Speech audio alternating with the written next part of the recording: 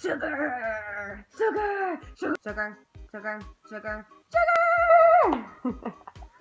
Who else feels like that after they've eaten a bunch of sugar? Did you guys know that the average American eats 130 pounds of sugar per year? Ew! But yum. Sugar, high fructose corn syrup, cane sugar, maltose, sucrose. There's so many words out there that just mean sugar.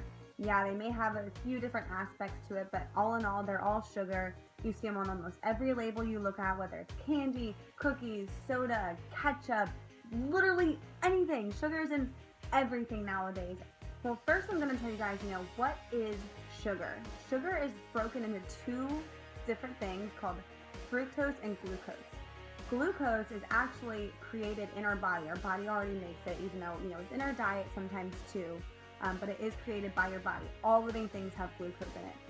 Fructose, however, is, really, really bad for you. It's unnecessary to consume, yet it's in all processed sugar.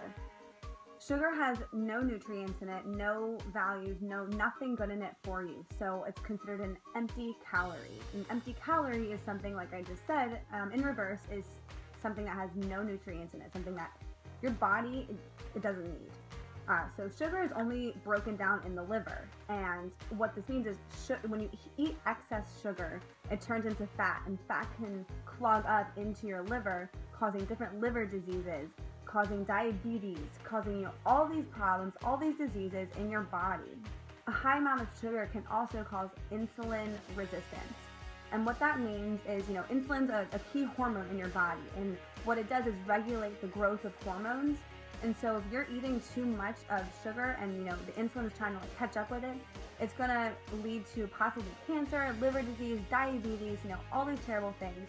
If you eat sugar in excess, it causes tooth decay because it actually feeds the bad bacteria inside of your mouth, which is why your dentist is always saying, don't eat sugar, brush your teeth, blah, blah, blah, blah, because it's so bad for just all of you, all of your body, your insides, your outsides, everything. Sugar is, drumroll, a drug.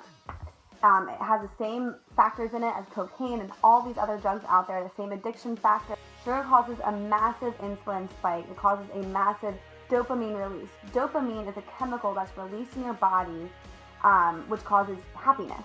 So that's why drugs become so addicting, because you get that release in your head, in your brain, and it makes you happy, and so you want more and more and more. And sugar is an addiction. Sugar is in literally almost everything we consume, these days. I know when you think of sugar, you think of, cookies and cake and brownies and sugar and candy and blah. I love all that stuff. But it's also in, literally go to your pantry, go to your fridge, go to your freezer, and pick up anything. Look at your dressings, look at your sauces, your ketchup, look at your popcorn chicken, your chips. I don't know, literally anything. It's in everything. I can personally be one to attest to the, addictive factors of sugar. Me, I love sugar. Ask any of my friends, any of my family, anyone who's been around me when I wasn't dieting. Sugar, it is very addicting to me. When I have a little bit of sugar, it kind of sets me into this, frenzy. I'm not even kidding. I could eat unlimited amounts of sugar, it blows people away when I actually do. And I always joke, if I didn't eat healthy, I would be so unhealthy, I would be so fat, and the whole reason would be because I love sugar. And so that being said, I have to be a person to cut it out completely, or else I don't have the control. I really don't. Whatever that dopamine that I spoke of before, where it, releases in your brain, it's really strong for me, and like I said, I can't control myself. So I actually gave up refined sugar for Lent, and this is day 16 out of 40. The first few days were a little rough, and I was eating tons of fruit, which I'll get to in a second, baking all my goods, which some of those I'll get into all these sugar alternatives and things that aren't too bad for you. But now, I feel fine. I'm not craving it. I'm not having, and you know what? You also get withdrawal when you have sugar. But then when you don't eat sugar for a long period of time, when you do eat sugar, it really, really messes with your body. A lot of times when I'm on track and eating well and not consuming sugar, I will go and, like I said, I'll have a taste of it and I will just eat so much of it. You know, I can eat so much sugar, probably more than any of you. But it will literally give me a headache for like 3 or 4 days straight. Like I will be laying down like in so much throbbing pain because my body's not used to it, and that is, it's showing you how poisonous it is to your body. Give it a try, you know, see how you feel. Don't eat sugar for, I don't know, do it for 14 days, and like you won't even want it anymore. Like, and there's so many other replacements out there. There's so many things you can eat instead that still give you that satisfying factor for your sweet tooth, because like I said, I have a huge sweet tooth. I always have since I was little. My younger brothers, you guys have seen them in a few videos, they are just like me when it comes to sugar. My friends all have this joke, like, oh, the Weber kids, they just love their sugar, because we do. We love the sugar. But it's so bad for you. So let's get to my next point, and that would be fruit. Obviously, fruit is very, very high in sugar, but not all fruit is made the same. And a lot of people will say, you know, don't eat sugar. People are like crazy. Like, don't eat any fruit, like it's so bad for you. It's not the same as eating refined sugar. Yes, you have to consume it in moderation, but it has fiber in it. It has, you know, micronutrients. It has vitamins. It has so many good health factors in it that, you know, you really should eat some fruit if you can. But it's not the worst thing if you don't, if you're getting those micronutrients, if you're getting those vitamins in other ways. When you really think about it, it's kind of easy to point out the fruits that have really, really high sugar and really, really low sugar, just because, I don't know, the taste of it, like you can just tell. So like fruits that are high in sugar are grapes, mangoes, pineapple, figs, cherries, you know, all those types of, I mean, you can tell. But then on the other hand, less sugar saturated fruits could be raspberries, blackberries, strawberries, you know, all the berries. They're really, really great for you. Now, I know what your next question is going to be, and it's going to be, well, Sarah, what about like orange juice and apple juice and cranberry juice? No, don't drink them. And the reason is, when even it says fresh squeeze orange juice, for example.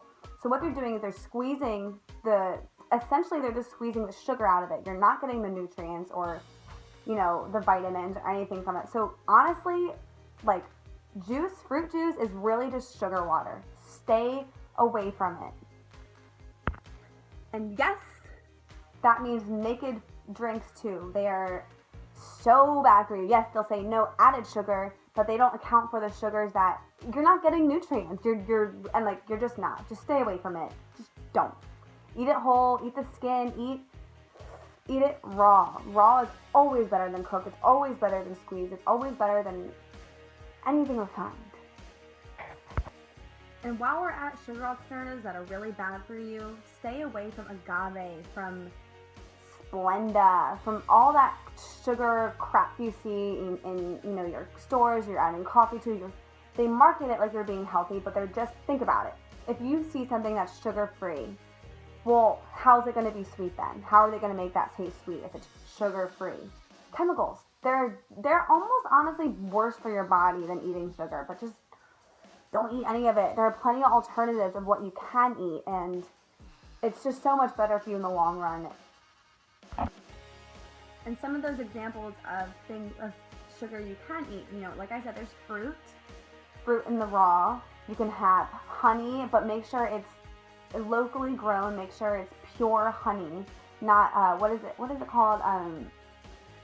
Honey imitation. Don't ever eat anything that's imitation. That's not real. It's just chemicals. Coconut sugar is pretty good for you, although that should really be sparing. Stevia. Stevia is derived from a plant, and so again, that is, and I think it's something like 300 times more sweet than regular table sugar. So you really don't need that much of it. So those are some examples that you can have that aren't going to destroy your body. They're not going to make you fat, and they're not going to give you diseases. So just like any other drug, you have to quit sugar. And, you know, depending on what kind of person you are, you have to do it in whatever way works for you. Like I said, I have to do it cold turkey. I'm a very all or nothing person. But, you know, if you're the kind of person that needs to kind of wean yourself off of it, then, you know, eat less, consume less.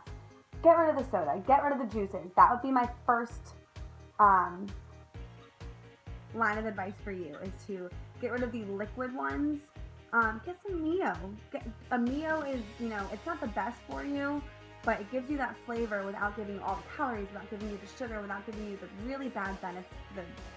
What's the opposite of a benefit? But honestly, if you're a big sugar consumer, which, I mean, most Americans are, and sometimes you don't even realize it, like I said, it's in all these foods, you may go through some withdrawal symptoms like you will with any other drug. And seriously, what it comes down to is you have the control of what you put in your body. You have the control of what you eat. You have the control of what you don't eat. So you know what? Challenge yourself. Yeah.